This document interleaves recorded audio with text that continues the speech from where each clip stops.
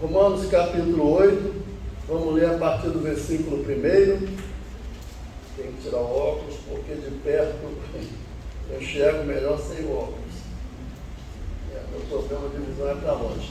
Romanos capítulo 8, a partir do verso 1 até o 17. Diz assim: portanto, agora já não há condenação para os que estão em Cristo Jesus. Aleluia. Porque por meio de Cristo Jesus, a lei do Espírito de vida me libertou da lei do pecado e da morte. Porque aquilo que a lei for incapaz de fazer, por estar enfraquecida pela carne, Deus o fez enviando o seu próprio Filho, a semelhança do homem pecador, como oferta pelo pecado. E assim condenou o pecado na carne, a fim de que as justas exigências da lei fossem plenamente satisfeitas em nós, que não vivemos segundo a carne, mas segundo o Espírito.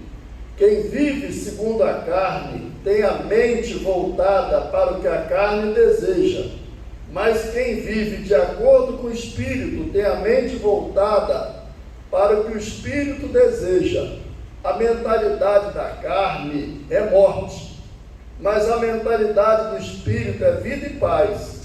A mentalidade da carne é inimiga de Deus, porque não se submete à lei de Deus, nem pode fazê-lo. Quem é dominado pela carne não pode agradar a Deus. Entretanto, vocês não estão sob o domínio da carne, mas do Espírito, se de fato o Espírito de Deus habita em vocês. Se alguém não tem o Espírito de Cristo, não pertence a Cristo. Mas se Cristo está em vocês, o corpo está morto por causa do pecado, mas o Espírito está vivo por causa da justiça. E se o Espírito daquele que ressuscitou Jesus dentre os mortos habita em vocês, aquele que ressuscitou a Cristo dentre os mortos também dará vida a seus corpos mortais por meio do seu Espírito que habita em vocês. Portanto, irmãos, estamos em dívida, não para com a carne, para vivermos sujeitos a ela. Pois se vocês viverem de acordo com a carne, morrerão.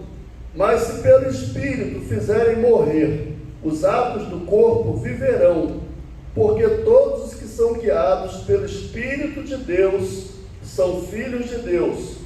Pois vocês não receberam um espírito que os escraviza para novamente temerem, mas receberam o Espírito que os torna filhos por adoção, por meio do qual clamamos: Abba, Pai. O próprio Espírito testemunha ao nosso espírito que somos filhos de Deus.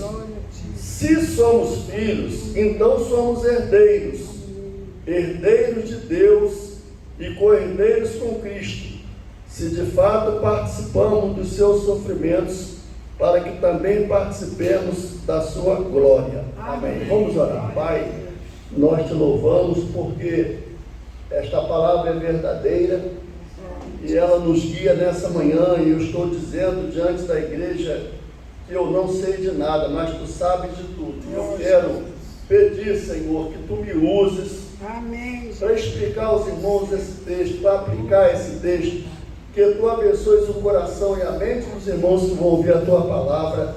Esta é a minha oração em nome do Senhor Jesus. Amém. Meus irmãos, podem sentar-se. A palavra de Deus chega ao nosso coração nessa manhã. Eu quero dar uma rápida introdução para que você entenda o contexto, por que essa carta foi escrita. Primeiramente, o apóstolo Paulo estava na sua terceira viagem missionária, ele estava indo para Jerusalém, então ele escreve essa carta à igreja que estava em Roma. E essa igreja que estava em Roma, ela era formada por judeus que tinham sido dispersos pela perseguição e por gentios. Então, Paulo está escrevendo essa carta aos romanos. Isso está lá no capítulo 15, versículo 24, se você quiser anote, a irmã Juliana gosta de anotar, isso é muito bom. Paulo pretendia, irmãos, ir a Espanha, então ele precisava de um apoio para chegar até a Espanha. Então ele escreve aos romanos, esse é um dos motivos, porque ele precisava de um suporte, até financeiro, para chegar até a Espanha. Eu acredito que esse desejo de Paulo de ir à Espanha não se concretizou, porque você vai ver no final do livro de Atos que quando Paulo chega em Roma, ele é aprisionado, é posto um soldado junto com ele, ali ele fica pregando, mas ali termina o livro de Atos. Nós não temos uma informação. A impressão que dá, porque Paulo foi martirizado em Roma, é que ele não conseguiu chegar até a Espanha. Não estava no meu programa, mas eu vou dizer aqui a você: quando Deus não atender a um desejo seu, não insista. O desejo de Paulo era ir a Roma. Então você está orando por uma coisa, está orando. Talvez não seja a vontade de Deus de você ter aquilo ali.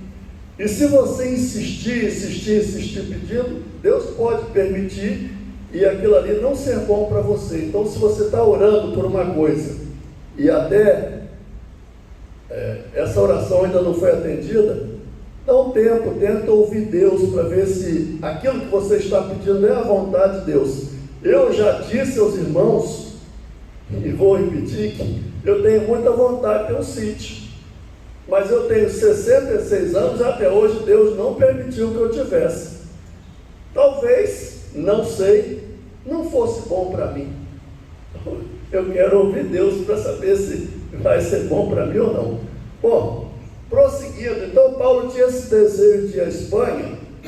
E uma outra coisa que levou Paulo a escrever essa carta é que ele tinha assim informações de que o que ele pregava era deturpado, ele era caluniado. Então ele ia chegar em Roma, nessa igreja formada por judeus e gentios, e ele ia ser muito interrogado. Uma das questões que levavam Paulo a ser caluniado era a questão da lei, porque as pessoas diziam, principalmente os judeus, que Paulo pregava que a lei não servia para nada. Então havia essa informação. Paulo é um pregador que diz que a lei dos judeus não serve para nada.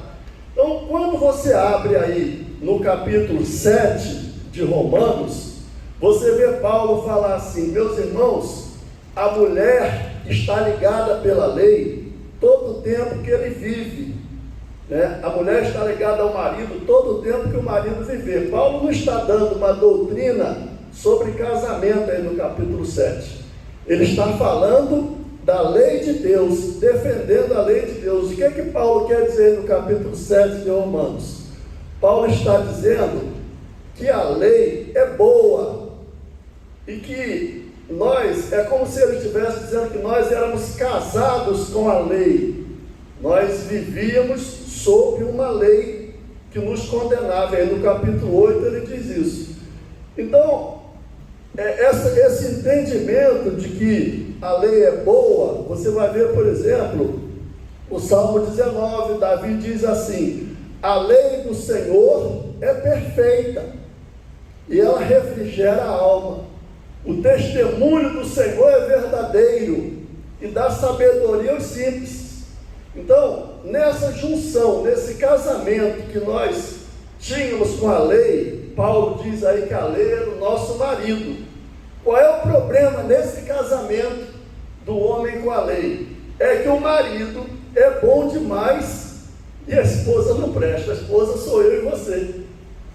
A lei é perfeita, eu não sou perfeito. Então Paulo está dizendo que o problema não é a lei, é o ser humano que, ao se submeter à lei, faz um casamento que se constitui num julgo desigual, porque a lei é boa, eu não sou bom. Qual é a solução para livrar o homem da lei? Aí Paulo, quando você vê Romanos 6, 7, 8, uma vez eu dei um estudo sobre esses 3 textos, eu disse o seguinte: Romanos 6 é uma montanha Romanos 8 é outra montanha. Em Romanos 6, Paulo fala que quando nós temos Cristo, ao nós assumirmos a nossa fé, nós temos que entender que o nosso ego precisa morrer. Se o nosso ego não morrer, você vem para a igreja, então você vem cheio de defeitos. Você é uma pessoa avarenta, você é uma pessoa dada a palavrões, você é uma pessoa dada a deixar seu pensamento abraçar qualquer coisa. Então, quando você chega na igreja, começa um trabalho do Espírito Santo de livrar você disso. Então, em Romanos 6, Paulo diz que quando você toma conhecimento da fé, você morre para você, para que Cristo possa viver em você. Essa é a maneira de Deus livrar a pessoa da lei. Começa um processo de morte do ego. Eu não morri fisicamente. Quando eu aceitei Jesus no ano de 1977, no dia 16 de janeiro, eu não morri. Eu continuei andando. Mas dentro de mim tinha e ainda tem coisas que precisam ser desintegradas pelo Espírito Santo. Essa desintegração, esse trabalho, o apóstolo Paulo, no capítulo 6, ele fala que quando nós assumimos a fé em Cristo, nós morremos com Ele. Então, no capítulo 5 de Romanos, versículo 8, Paulo diz: Cristo morreu por nós. No capítulo 6, versículo 8, ele diz: nós morremos com Cristo. Entendeu essa compreensão? A compreensão da fé cristã, ela traz a morte do ego. Isso, o pastor não pode te obrigar a matar seu ego, e nem Deus vai te obrigar a matar seu ego. Isso é uma coisa que você conscientemente diz assim: eu tenho esse defeito. Quem é que mostra que você tem tal defeito? A lei do Senhor.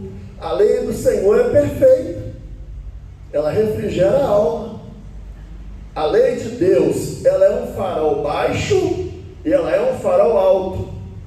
Olha só, no Salmo 119 diz: luz, lâmpada para os meus pés é a tua palavra. E, olha só, farol baixo, lâmpada para os meus pés e luz para o meu caminho. Então a palavra de Deus, ela está com você agora, ela vai estar com você por toda a eternidade. Diante disso, nós vamos ver que no contexto da civilização romana, onde essa igreja estava, o contexto espiritual era o seguinte: havia uma divindade em Roma chamada Júpiter. Júpiter, na cabeça deles, na cultura deles, foi herdada da cultura grega.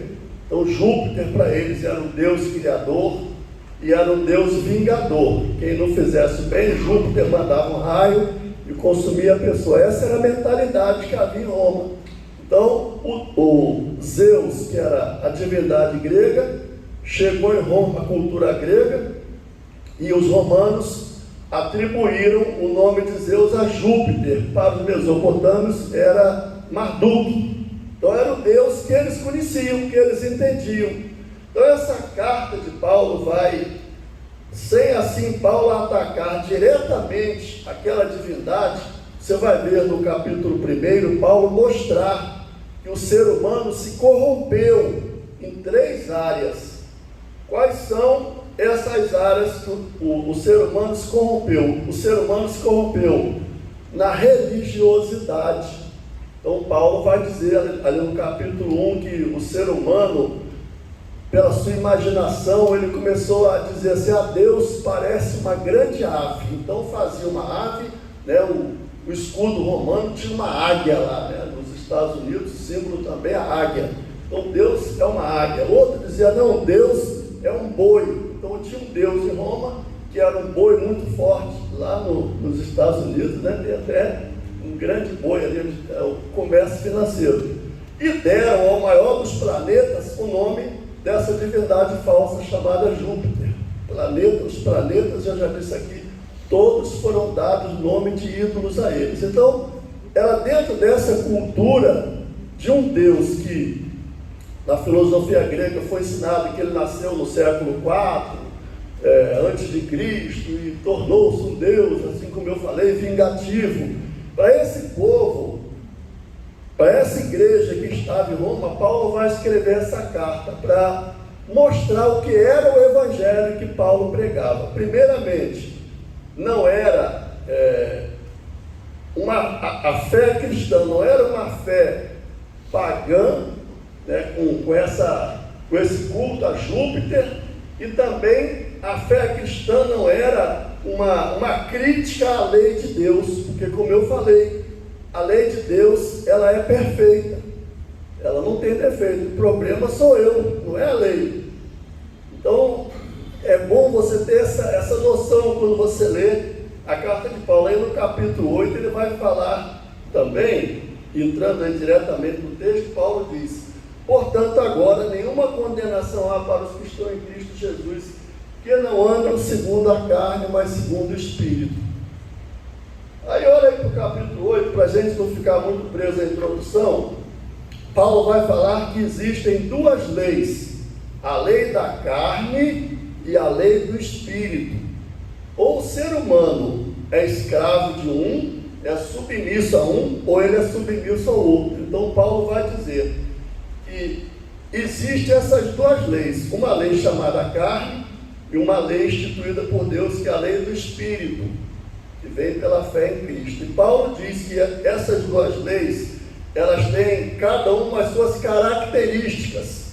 Quem vive na carne, ela agrada a carne. Eu falei, quando você vem para a fé, começa um processo de desintegração do seu ego. Então, o pregador Spurgeon falou que a cruz, ela não visa contrariar o seu ego, ela visa matar o seu ego. Paulo tinha uma submissão à lei, uma noção. A Bíblia fala, ali no capítulo 9 de Atos, que ele cai. Alguns falam do cavalo, a Bíblia não fala, né? Pode ter sido da carruagem. Paulo cai no chão e fica cego. E ele logo fala: quem és, Senhor? Jesus diz: eu sou Jesus, a quem tu persegues. E aí Deus vai trabalhar na vida de Paulo para que aqueles princípios de achar que ele era salvo por obras, por obedecer a mandamentos, por automutilar seu corpo, como ele fala lá em 1 Coríntios 12, ele fala que, acho que se não me engano é 1 Coríntios 12, ele fala que ele excedeu em muito aos fariseus, ele fez muita coisa assim para ele se tornar uma pessoa agradável a Deus, mas ele percebeu que a lei não era não porque a lei fosse defeituosa, mas por ele não conseguia agradar a lei. E aí Paulo, então, ele se torna um pregador da graça, e ele escreve essa carta então com essa finalidade. Então aí no capítulo 8 ele está dizendo, ele está falando dessas duas leis, a lei do Espírito e a lei da carne. Então ele diz que quem anda na carne, ele não tem condição de agradar a Deus. Os que estão na carne não podem agradar a Deus. E ele fala da lei do Espírito. Ele fala que a lei da carne, ela é morte, e a lei do Espírito é vida. Uma vez, quando eu estava lá em Brasília, servia lá no gabinete do comandante da Marinha, e eu frequentava uma igreja de um pastor que eu muito aprendi. E ele disse uma coisa que eu nunca esqueci. Ele disse que dentro da igreja tem pessoas que têm uma tabuleta nas costas, escrito assim: não serve para o serviço do Senhor. Misericórdia. Eu não quero ter essa tabuleta nas minhas costas dizendo: Juscelino não serve para o serviço do Senhor. Então, se uma pessoa vem para a igreja, mas ela não se deixa tratar pelo Espírito Santo, se ela continua com os mesmos hábitos, com as mesmas manias, com os mesmos palavrões, com os mesmos pensamentos, com o mesmo desejo de carnaval, com o mesmo desejo de nudez, com o mesmo desejo de adultério, com o mesmo desejo de pornografia, pornografia, se ela continua fazendo isso, e ela não se incomoda com isso, então ela está andando na carne. Então Paulo diz que essa pessoa que alimenta a sua carne, ela não tem condição de agradar a Deus. Ela não foi tratada pelo Espírito Santo. A palavra de Deus, quando ela ouve, não significa nada para ela. Ela pode até estar no culto, mas qualquer ventinho, qualquer estalar de dedo do mundo, ela escorrega, ela volta, ela faz. Qualquer momento que ela não está na presença de pessoas da igreja, ela faz aquilo que desagrada a Deus. Então esse capítulo 8 vai dizer que os que estão na carne, sob essa lei, ele não tem condição de agradar a Deus. Jefferson leu aqui no Salmo 103, que eu também amo, que diz que bendiz a minha alma ao Senhor, e tudo que há em mim, bendiga o seu santo nome. Quando é que o que está em mim bendiz o nome de Deus? Quando eu deixo o Espírito Santo desintegrar meu ego. Por exemplo, eu sou um mentiroso, quanto mais. Paulo diz aos Romanos, seja Deus verdadeiro e todo homem é mentiroso. Mas se eu faço da mentira um hábito, tem gente, já disseram, que se alimenta da mentira, isso não me incomoda, então eu não estou dando ouvido e nem lugar ao Espírito Santo. Aí eu pergunto, se eu não sou tratado do meu pecado, quando eu vou orar, Deus vai me ouvir? Pode responder. O salmo, tem um salmo, se não me engano, é o 16, que diz, se eu contemplar, não, o salmo 66 diz, se eu contemplar a iniquidade no meu coração, o Senhor não me ouvirá. Se quando eu for orar, o Espírito Santo acendeu uma luz dentro de mim, por exemplo, vou dar um exemplo, ontem eu estava no telefone, não aconteceu não, aleatório, com a minha irmã, e eu me irritei com ela, e eu ofendi minha irmã, um exemplo. Aí hoje eu vou orar. Quando eu vou orar, olha, eu cometi um pecado ontem. Quando eu vou orar, o Espírito Santo acende uma luz e diz, opa, antes de orar, vamos acertar aquilo ali. E aí eu falo, Senhor, eu pequei contra ti. Quando eu faço isso, Deus começa um processo de tratamento. Eu me conscientizo que eu pequei contra alguém. E se eu pequei contra alguém, eu pequei contra Deus. E aí o Espírito Santo traz o poder do sangue de Jesus, que eu já disse aqui, que não tem prazo de validade. Aquele sangue me limpa, me purifica, e Deus diz, agora sim, vamos continuar a conversa. Entendeu? Eu não sei porque Deus está assim, mudando um pouquinho a coisa, mas eu preciso, quando eu vou falar com Deus, que o Espírito Santo mostre a mim. Por isso o salmista disse, vê se há em mim algum caminho mau e guia-me pelas veredas da justiça. Se eu tiver um pecado dentro de mim, agasalhado, e eu acariciar aquele pecado como um pecado de estimação, Senhor, isso aqui está dentro de mim, eu gosto disso, e eu vou continuar fazendo. Aí o pregador vem aqui e fala, isso que você está fazendo é um pecado. Não é que o pregador seja um santarrão, nem melhor que você em nada. Eu não sou igual a você. Eu tenho coisas, crises, medos, inseguranças, receios, que eu submeto ao Espírito Santo, para que Ele me ajude. Tem hora que a gente vai pregar, a gente se sente super seguro. Tem hora que a gente vai pregar, a gente se sente inseguro. A gente vem pregar com o desejo de que a palavra de Deus chegue ao meu e ao seu coração, ela faça efeito. Mas para que ela faça efeito em mim e em você, eu preciso que o meu coração esteja desarmado. Eu não posso estar aqui, se Deus falar, eu não estou nem aí. Se Deus usar alguém, eu não vou fazer. Pelo contrário, quando eu venho ao culto, eu preciso falar, Senhor, fala que o teu servo ouve. Diga isso nessa manhã: Senhor, fala que o teu servo ouve. Eu quero ouvir Deus, eu quero ouvir Deus, e Deus vai me falar, me guiando na sua palavra. Então Paulo diz: os que são guiados pelo Espírito de Deus, esses são filhos de Deus. Fazendo uma interpretação de português. Então, quem não é guiado pelo Espírito de Deus, não é, olha só, os que são guiados pelo Espírito de Deus, esses são filhos de Deus. Então, quem não é guiado pelo Espírito de Deus, não é filho de Deus. Nem todo mundo é filho de Deus, irmãos.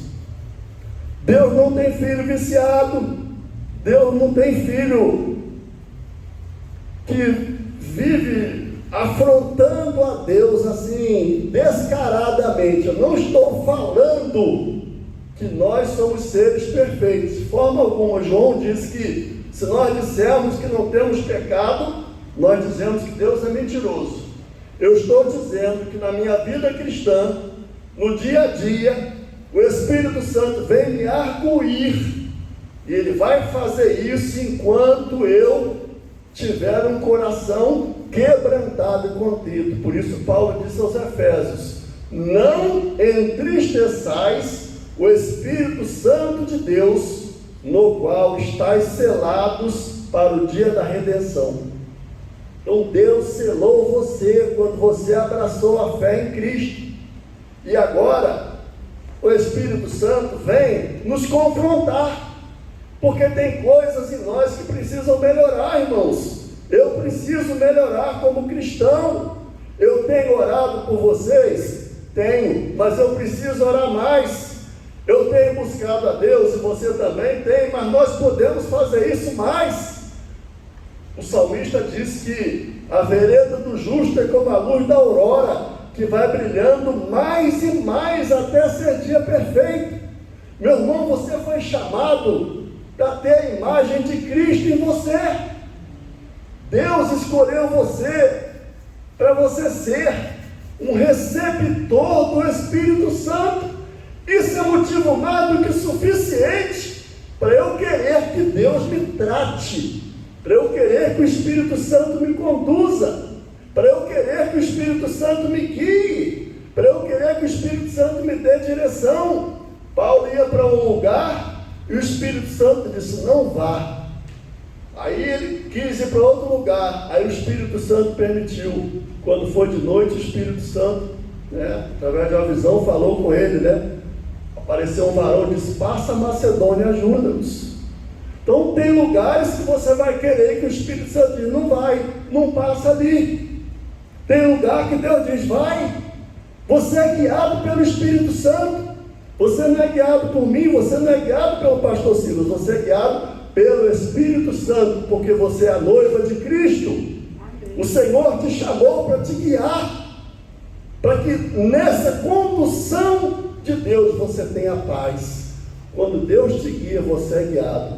Aí Deus disse a Israel: o boi conhece o seu possuidor, e o jumento o seu dono, mas o meu povo não me conhece. Quando a gente trabalhava na igreja de Jardim Catarina, eu criava galinha. Aí tinha uma galinha lá que Socorro chamava assim, ela vinha comer na mão. Um dia eu quis comer a galinha, aí não, esse aí me conhece. Então o bicho conhece quem cuida dele, e Deus cuida de você, e você não é bicho. Você tem a capacidade de articular seu pensamento e falar: Deus está falando comigo, que Ele quer me guiar.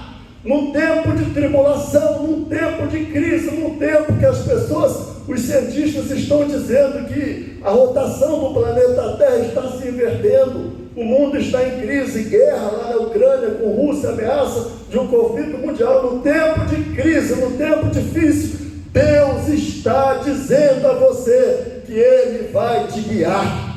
Amém. Ele não vai deixar você, Ele vai dar um norte verdadeiro para a sua vida. Então, quem é guiado pelo Espírito de Deus, esse é filho de Deus. Esse é o que Paulo está dizendo aqui. Os romanos achavam que Júpiter, qualquer coisa, ia mandar um raio lá para consumi-los. Deus não vai fazer isso. arrepender, Deus vai te perdoar e vai continuar te guiando. E Ele vai voltar a te usar como Ele usava. Se você parar diante do Senhor para ser tratado por Ele, Deus vai ungir a sua cabeça com óleo. Ele vai derramar o Espírito dele sobre a sua cabeça.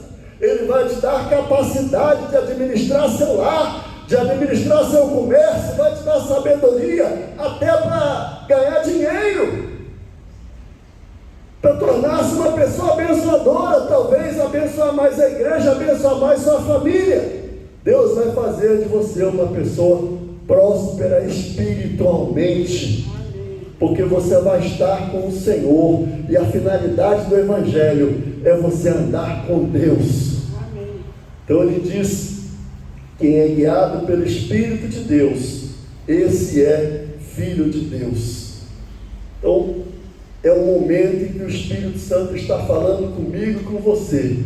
Para diante do Senhor, para diante do Senhor, fecha a porta do seu quarto e fala com o seu Pai que está em secreto, e o seu Pai que está em secreto te recompensará. Ele não vai dizer sim para tudo que você pediu, mas Ele vai dizer sim para tudo que Ele tem programado para você, porque você vai fazer orações tolas, vai pedir coisas. Isso acontece com todos nós, mas quando o Espírito Santo te guiar, as suas orações serão poderosas em Deus para destruir fortalezas. Deus usou Paulo, e quando Ele chamou Paulo, diz: eu te chamei para despojar potestades e principados, para convertê-los das trevas para a luz, da potestade de Satanás para Deus. Assim como Deus fez com Paulo, Ele quer fazer com você, uma pessoa usada por Deus para fazer coisas grandes, para abençoar a sua família. Olhe para a sua família com amor. Não critique quem está no vício, não critique quem está no homossexualismo, não critique quem é enrolado financeiramente. Olhe, porque Deus é poderoso para mudar essa situação. Se você criticar, Deus não pode agir, porque a ira do homem não produz a justiça de Deus. Então vamos orar pelo nosso Brasil, para Deus abençoar a nossa pátria. Vamos orar pelas pessoas que estão à nossa volta. Vamos ser luz, vamos ser sal. É isso que o Espírito Santo quer de nós, que nós sejamos luz e sal da terra. Você foi chamado para ser uma bênção. Você não foi chamado para murmurar. Você não foi chamado para dizer: que calor desgraçado. Não. Você não foi chamado para reclamar quando as coisas estão ruins. Você foi chamado para ser um portador da bênção de Deus. Paulo mandou essa carta porque ele queria ser uma bênção de Deus na igreja que ele não fundou, que estava em Roma. Então ele diz: irmãos, quem é guiado pelo Espírito de Deus, esse é filho de Deus. Amém. Então o Evangelho tem esse poder de dinamitar o mal com o qual nós nascemos. Observa que o Evangelho é a única fé que leva o ser humano a chamar Deus de Pai. Tem um livro muito interessante de uma muçulmana que diz: aprendi a chamar de Pai. Nenhum muçulmano chama Deus de Pai, nem o romano chamava Júpiter de Pai. A relação deles com Júpiter era de medo, mas Jesus disse: quando fordes orar, dizei: Pai nosso que está no céu. É por isso que o diabo trabalha na nossa infância, às vezes usa a natureza humana do nosso pai para nos humilhar, para nos diminuir, para nos fazer criar um bloqueio. Às vezes a pessoa foi pisada no seu relacionamento de paternidade humana, e quando ela chega na igreja, ela tem dificuldade, porque o pai a repressou, porque o pai chamou de burro, porque o pai às vezes bateu até com o cinto, sei lá, espancou, e a pessoa chega na igreja e fica travada. Mas o Espírito Santo, ele nos desbloqueia. Já viu o celular bloqueado? Ninguém consegue entrar nele. Quando você chega na igreja, o Espírito Santo desbloqueia você. Ele desbloqueia você do vício, ele desbloqueia você da malícia, ele desbloqueia você da cobiça. Paulo diz que a avareza é idolatria. Quanta gente que diz que adora dinheiro. Não conheço um ser humano que não gosta de dinheiro. Eu também gosto, mas eu não adoro dinheiro. Eclesiastes diz que o dinheiro serve de sombra. Então Deus nos desbloqueia do pecado, porque a lei do Espírito Santo de Deus em nós, ele nos desintegra da lei de condenação, para nós não andarmos mais com medo. Agora nós não andamos com medo. Eu não tenho medo de condenação, porque o capítulo abre dizendo: nenhuma condenação há para os que estão em Cristo Jesus, que não andam segundo a carne, mas segundo o Espírito.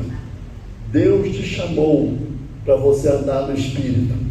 Deus te chamou para livrar você do palavrão. Deus te chamou para livrar-te do adultério. Deus te chamou para livrar você da fornicação. Deus te chamou para livrar você da avareza. Deus te chamou para livrar daquela crítica ácida, de você olhar para uma pessoa e falar: não vou com a cara da irmã Glaucia. A irmã Glaucia parece que é muito metida. Acontece isso, irmão. Estou falando de uma coisa que a gente ouve e vê. Estou citando só como exemplo, hein? Mas não acontece isso não, irmã Glaucia. Então nós seres humanos, em nós mesmos, quando somos casados com a lei, nós somos assim. A lei é boa, mas eu não sou. Então eu preciso ser livrado da lei, dessa coisa de achar que eu agrado a Deus com meu esforço, porque eu não vou agradar. Eu só agrado a Deus quando eu estou no Espírito. O que presta em mim é o que o Espírito Santo faz em mim. Se ele não fizer nada, então nada prestará em mim. Você é perfumado pela presença de Cristo em você. Paulo disse que nós somos o bom perfume de Cristo. Cristo em você é um perfume celestial. Amém. Talvez sua vida não tivesse bom cheiro antes, né? Você ia em lugares esquisitos, gostava de... Agora você veio para a casa do Senhor, e o Espírito Santo diz a você que Jesus foi esmagado para perfumar a sua vida. Ele é a rosa de Saron. Então, o que presta em nós é o trabalho do Espírito Santo. Vamos dizer assim, a quantidade, eu não achei a palavra certa, o quilate da minha vida espiritual é medida pela presença do que o Espírito Santo fez em mim. Se eu não deixar de fazer nada, eu vou continuar mal cheiroso, maldoso, malicioso, maledicente, ruim, antipático, rusguento, julgador. Mas eu não fui chamado para isso. Eu fui chamado para ser uma bênção. Você foi chamado para abençoar a sua família, para libertar os que estão cativos, para orar por eles diariamente. Eu oro por todos os pastores que eu conheço e não faço nada que é a minha obrigação. Não é porque eu seja bonzinho, não é porque o Espírito Santo me leva a fazer isso, porque eu orando por eles, alguns deles vão orar por mim também. Você ora pelos seus irmãos que estão aqui. O trabalho do Espírito Santo é você, na sua vida, é você abençoar os irmãos aqui também. O meu trabalho no Espírito Santo é Deus me usar para abençoar você e você para me abençoar. Não necessariamente com recurso, não é isso. Eu preciso que você ore por mim, porque eu sou um ser humano sujeito a falhas como você. Eu tenho que ter humildade para deixar que o Espírito Santo trabalhe em mim e coloque em mim o caráter de Cristo. Cristo em vós é a esperança da glória. Vamos ficar de pé?